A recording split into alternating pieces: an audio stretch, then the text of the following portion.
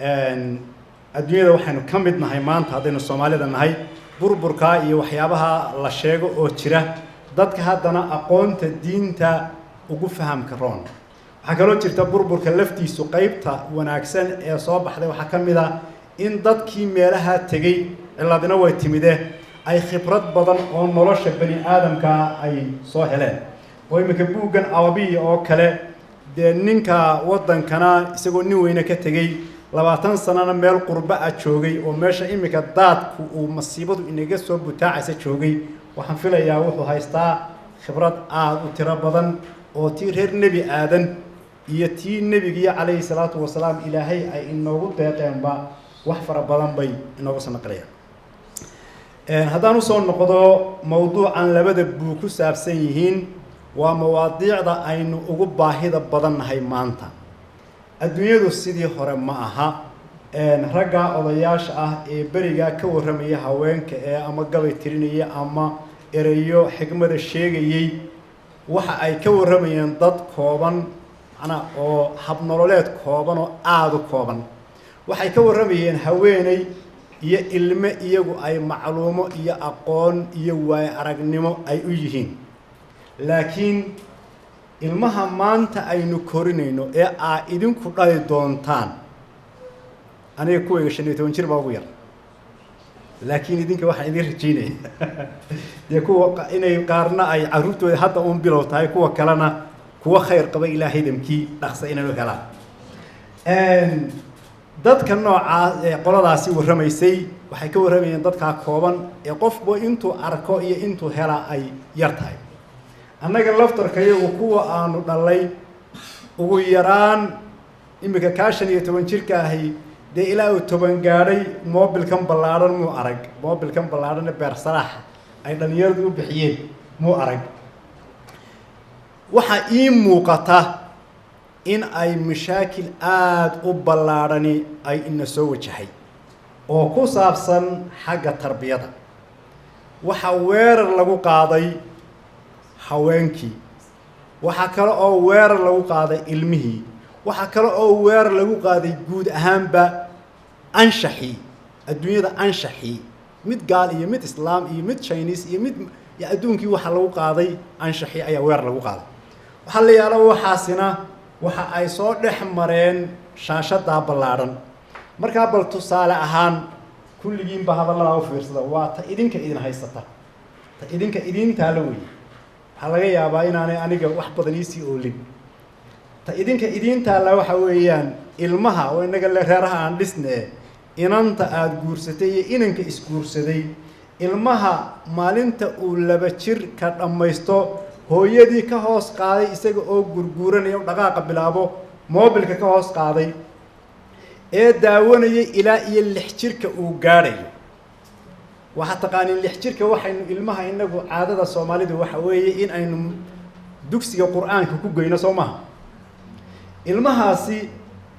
mobilka 4 sanadood dhex dabaalanayay oo waa taqaaniine imika kartoon iyo caruurtu waxay ugu jecel yihiin bahalkan la yiraahdo kartoonka iyo bahalka gameka iyo kartoonka ay ugu jecel yihiin labadaana inta maanta ugu shaqada badan ee ku shaqaysatay afkaartooda soo dhex marisa waxa ugu badan mulxidiinta iyo qoomuluudka ilmaha waxa soo dabaashay ee loo geeyay inanka yar ee dhalinyarada ah ee dugsiga Quraanka haystay alif dhe iyo aamus iyo usha yaqaana isaguna hooyadii buu siday u egtay la culiyay oo aabii buu sidoo u eg yahay la culiyahay sababta oo ah halkan waxa uu ka daawadaa sawirka inan qurux badan oo film matalaysa oo inankeeda iyo inan qurux badan oo la soo xulo isaguna filmka matalaya oo inankooda marna ku qaada baabuur qurux badan marna geeya hamburgerka iyo meelaha alaabada laga soo cunayo marna raaxada meesha lagu dabaalanayo marna meesha la isla rogayo dabeetana sawirka wuxuu isagu isweydiinaa leesh maxay hooyada xiblaaye ugu ekaan weyday waxa la oranayay Lisa kida maxay ugu ekaan weyday aabaha muxuu John ugu ekaan waayay ilmuhu naas kan uu nuugayo عبيو waxa uu ka cabayaa jaraasiim iyo sun ayuu cabaya waxaan oo dhamay maskaxda ay fadhiisanay waxa kale oo soo raacaya in ilmahani qiimayntaasi uu wado wixii kale afkaar ahaana taas waa sawirkii oo kaliya wixii kale afkaar ahaana halka uu ka nuugo waxa iyaguna kaba sii daran ilmuhu inaanu afbaran doonin oo afka hooyadu ku hadasho ma baranayo haddii xaaji isagana ay mobilka isaga dhibto marka ay firaaqada yara heshana iyo ay Facebook gasho sooraaniya baa laga sheegay wadaagta hadal badan ama Facebook lahay hadday iyana Facebook gasho waxay soo saari doontaa ilmo afka iyadu ay ku hadasho aan aqoon maxaa la yiraahdaa afka hooyo la soo ma afka hooyo luqatul ayaa la yiraahdaa afka hooyo afkii hooyo waa la waayay marka maadaama ay arrimahaasi jiraan ilmaha dambe cidii diyaaro aynay dad dhasho oo ummad soo saarto Soomaaliyeed oo muslima waxay u baahan yihiin inay aqoon dhaba yeeshaan inay xirfiin noqdaan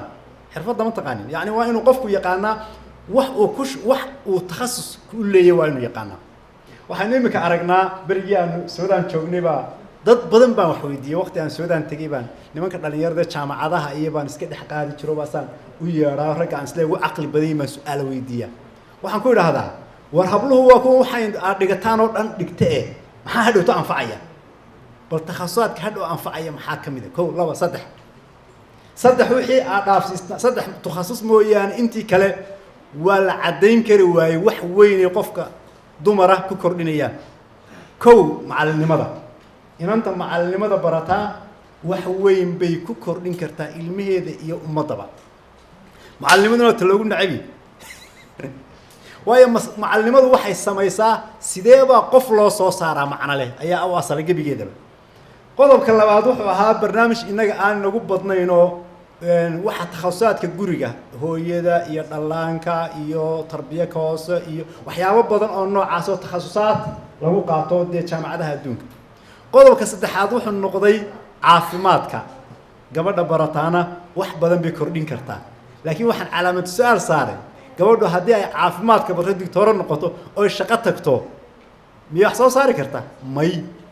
makaanigu ma la mid noqonaysaa ay ma la mid noqonaysaa waxyaabaha kale la dhigtaa caawimo way leeyihiin oo waxtar way leeyihiin laakiin wax u qalmo waqtiga ay ku bixiyeen ma aha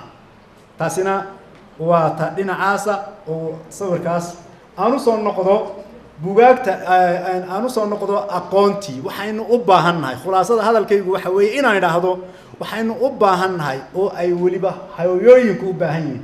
iyo ragguba wiilasha aabayaasha noqon doona ama imika ahiba inay aqoon dhaba u yeeshaan waxaan la yiraahdaa psychology tarbawiya ama psychology-da tarbiyada wixii ku saabsan tarbiyada bani aadamka in aqoon badan loo yeesho oo ilmuhu kii hore aad buu uga hawl badan yahay aqoontu in hagto si aynu uga badbaadno haadaamaha waaweyn ee adduunyada ay jeexday ama daadadka bulaacada ee wasakhda ah ee caalamka ka soo rugmaday kaasi waa kaas aan ku soo khatimayaa anigu odayaasha Soomaaliyeed waxa ay dumar ka sheegeen wax badan baan ku khilaafsanahay runtii aad baan waana waxa gabayga iigay 300 bayda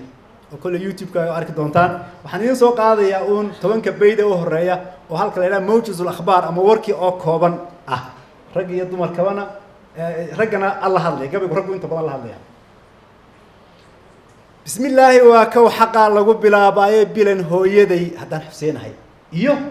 qof kasta oo bani aadam oo adduunyada ku nool ee hooyo dhashay gaal iyo islaam bilan hooyaday iyo habli jiirka laga beeray baxsantii aniga ee dhaxday guule igu beegay bukaan iyo walaashaydii aan baahi igu dhaafin iyo boqorad weeyaan haween bilis dhamaanteede bahal doqona gaal bala qabiye barrafla waalan ayaa biyay biliga haween bari lahaayeen baabuur in lagu soo sawiro ama se boorsooyin oo baararka iyo khamrada lagu dul baandhaysto sida biiri qaatu u galay kuma banaanay miya ku haboonta alleena in haayo meelihii la tago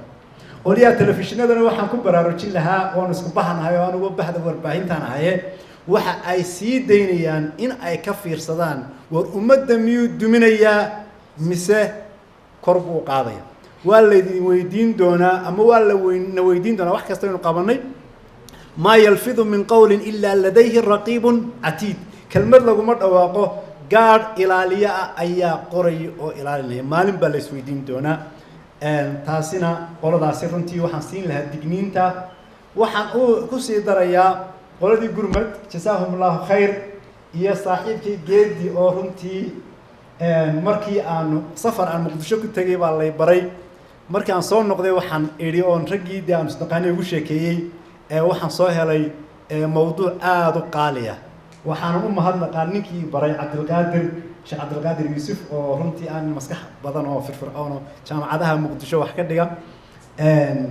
marka waan u mahadnaqayaa reer gurmad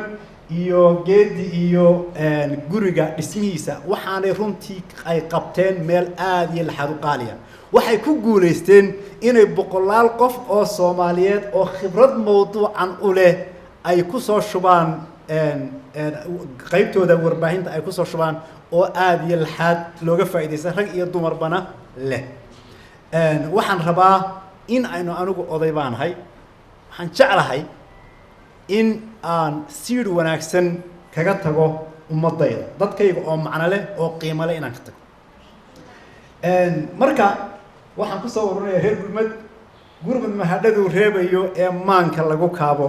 milgaa iyo wixii sharafta suga magana weelaya